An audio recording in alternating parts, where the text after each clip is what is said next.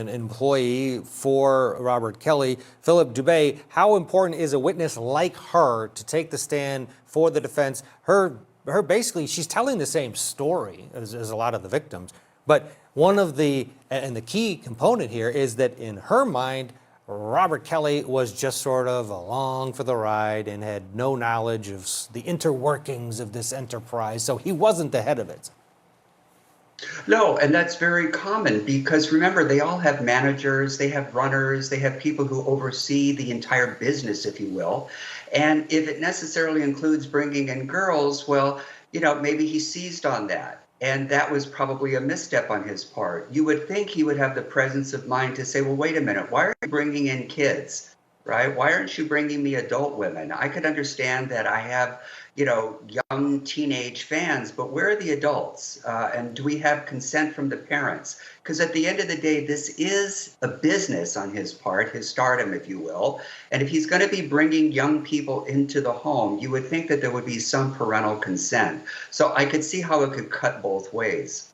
Nicole, there's people that don't know can't fathom the lifestyle of a rock star or an R&B artist of this nature. Some of it you think, oh yeah, they just party a lot, they do drugs, and they stay up all night. But when it's having sex with potentially underage women, that is a universal disgusting factor, is it not? And that's the difference here, is it not? That jurors are not going to give him the benefit of the doubt if they believe he had a taste for this sort of thing and pushed his people to create this horrible scenario, because any parent on that jury is going to be absolutely disgusted and infuriated by his behavior if they believe he was behind it or even partook.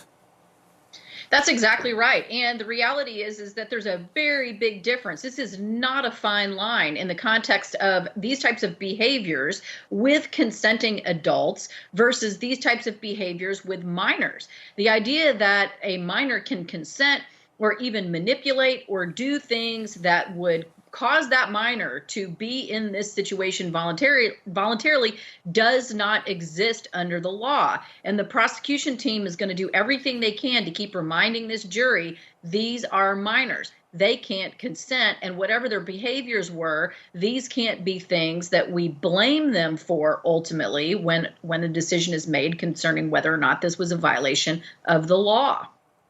Coming up, how is Robert Durst holding up after 9 days on the witness stand? Our Chanley Painter is in Los Angeles with the latest in that murder trial. That's next. Stay with us.